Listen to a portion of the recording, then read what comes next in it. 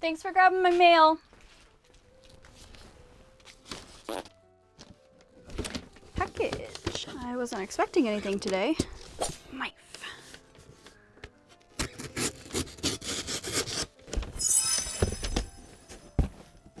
This is so sweet. I don't often get packages from you guys, so this is so special. Thank you. It looks like one of you guys sent some mesh, some satin, and some synthetic leather. And there's a note here that says, "Have fun, make it vampy, LB." Thank you. This is so cool. I'm guessing that this is for the Edwardian dress, or at least that's what I think I'm gonna use this for. It's a little unconventional, but I think we can come up with something fun. So let's get to designing. I started by curating a Pinterest board of inspiration, including extant gowns, vampire images, corsets by Royal Black, and Gothic wrought iron.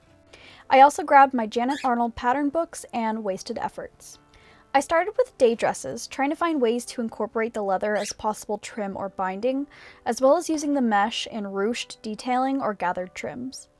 I wasn't very happy with those, so I went for an evening gown design that I was really liking, with ruched mesh panels, leather trim, sheer puffy sleeves, and these fun swags with leather flowers on the bottom. I did one more design to round it out to an even number, and went for a super on-the-nose look with wrought iron-inspired leather appliques and an entire mesh overlay. I'm really feeling the left design, but I also kind of like how just straight out vampy the right one is, so I'm gonna throw this up on Instagram and get a snack and see what you guys think. So I will be right back.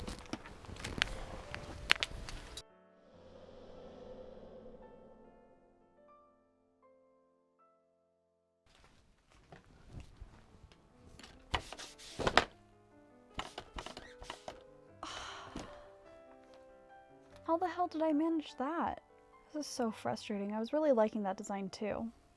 You know what? You guys seem to like the wrought iron design on Instagram, so I'll keep working on that one and see if I can come up with something that I'm a little happier with, and I guess go with that design then. So, back to the drawing board.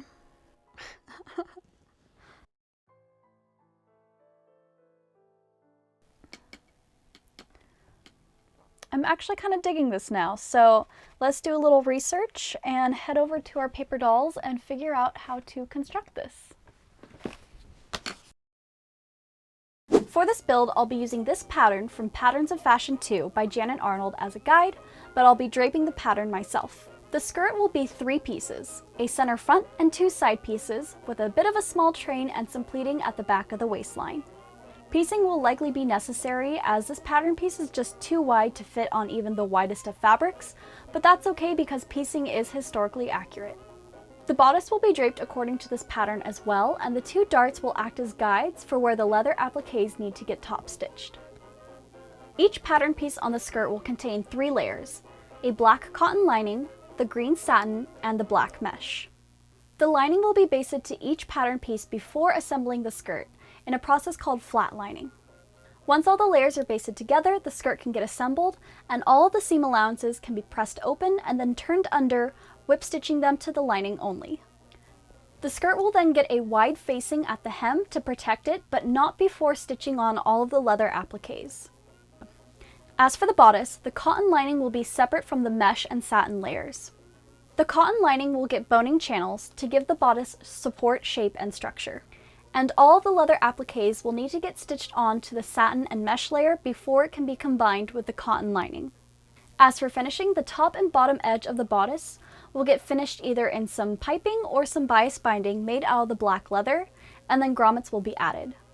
For final touches, I'll add some jagged cut mesh lace to the neckline and either some sequins, pearls, or beads to the arms. With that said, let's jump into the build. I prepped my mannequin with a corset, a bum pad, and a petticoat, and began pinning fabric to the mannequin, marking the waistline. Draping the skirt was just a matter of cutting and pinning pieces together till I got the desired shape, continually referencing Patterns of Fashion 2. From there, I transferred the ginormous pattern to butcher paper taped together, marked my lines, smoothed them out, and added seam allowance. I repeated the process for the bodice using a Sharpie to mark the style lines and darts, again referencing Arnold's patterns for placement. I cut my pattern out, traced it, smoothed the lines, added seam allowance, and from there I made a mock-up out of this puppy cotton. It was a little rough, but it had potential. The bottom edge was a bit long, making it look like a Victorian gown versus an Edwardian, so I shortened it and moved the bottom appliques to the skirt and roughly marked out their placements. Once I was happy with my patterns, I cut and pieced them out of the cotton and satin. From there, I laid the cotton, satin, and mesh all together, pinning it down and then basting around all sides except the bottom edge, as it'll need to hang for a day or two before hemming. I added a pocket to one of the front seams, because duh, and pleated the back and stitched it down. For the bodice, I only cut the satin and mesh layer, basting the layers together, then stitching the panels together. I ironed it well and pinned it to my mannequin. One more pin, one more pin, one pin more. Looks like I have everything I need for the base to be complete, so I think it is time for a snack break. Texas toast is the toast for you and me.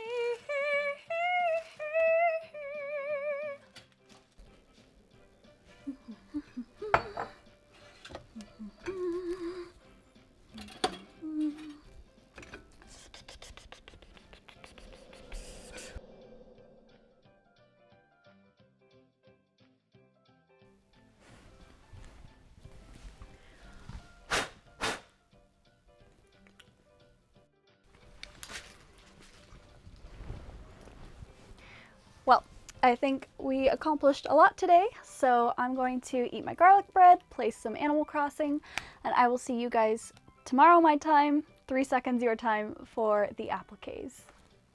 So yesterday was very productive. I spent what felt like forever plucking weeds off my island because I was bad and kind of neglected it for a little while, but it's looking really nice and I'm very happy with it.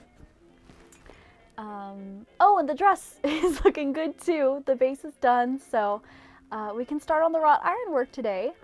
So lots of cutting and top stitching in our future. So let's get started. Yeah, baby bird? Yeah? Sure. No? Okay, I guess we won't. We'll sit here and finish our tea. Yeah, we'll finish our tea.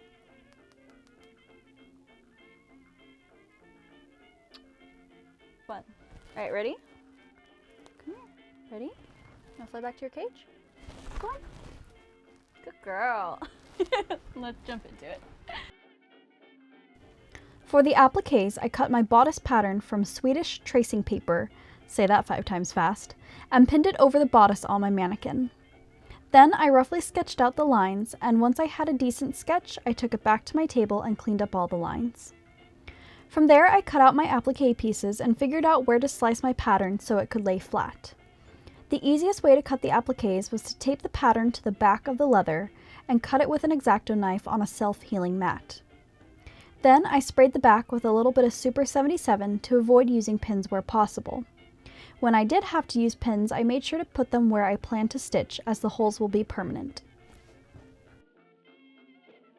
To stitch your faux leather, you need a Teflon foot, but if your feet keep walking off like mine do, you can wrap your metal feet with some paper tape and it works just fine.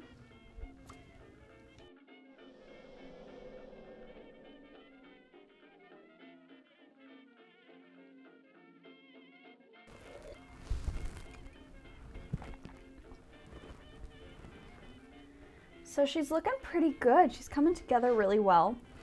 The bodice is basically done as far as appliques go, other than hand stitching down the little curly cues, because my machine just kind of wants to suck them in and eat them, and it's not going to get very nice top stitching if I try and do it with the machine, so I'll need to do that at some point.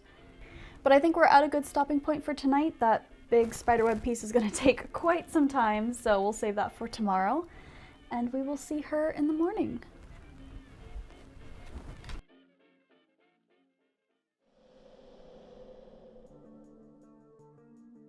Good Good morning, friends. It is day 2 of working on the wrought iron leather applique work for the Edwardian dress.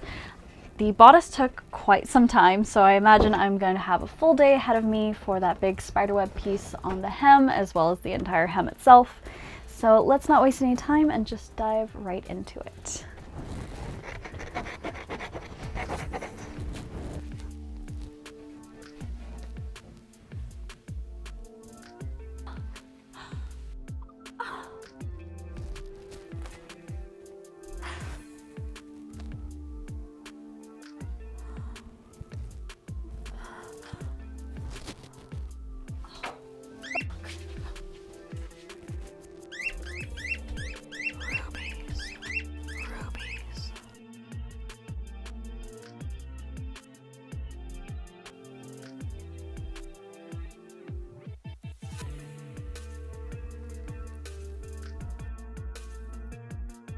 Hey Rachel, it's Nikki.